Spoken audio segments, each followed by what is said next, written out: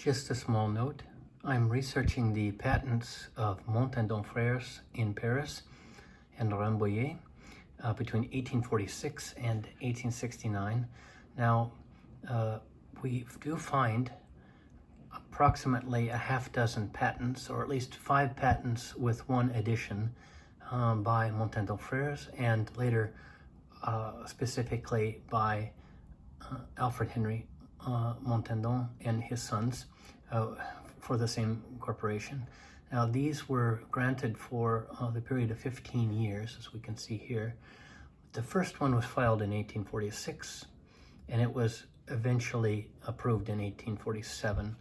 And these are in general patents protecting their technological innovations in the field of spring manufacturing for originally clock and watch springs.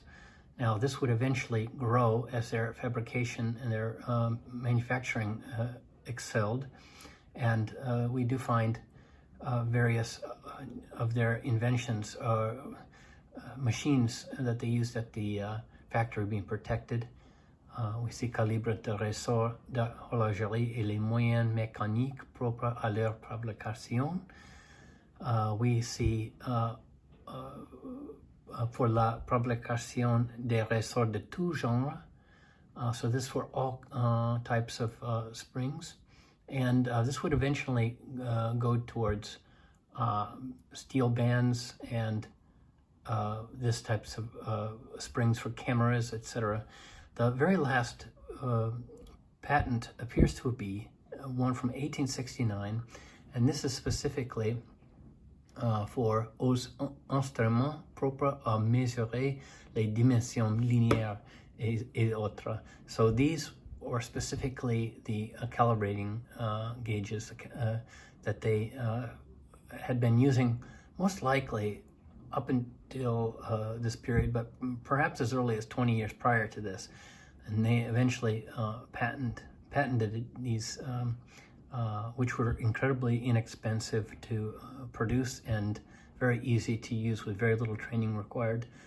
So this is very interesting, and this is just a small look into their patents. And obviously after these patents expired within 15 years, then they would be no longer able to renew this patent. That this basically gave them a head start over the competition.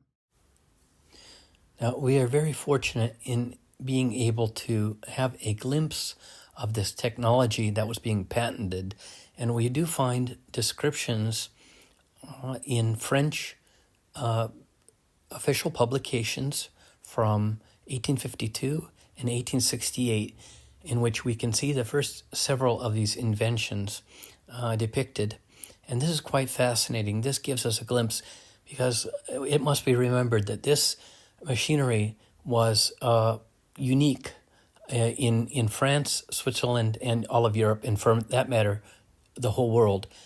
They were able to climb to this top position as a unchallenged producer at such a high level of quality and mass production that nobody could really rival them for approximately a generation. This is really fascinating. Shows the efforts that they were able to achieve through their ingenuity.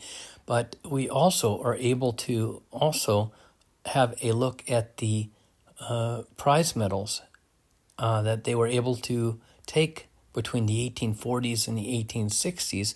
You can see on this table how very successful they were judged at these international exhibitions.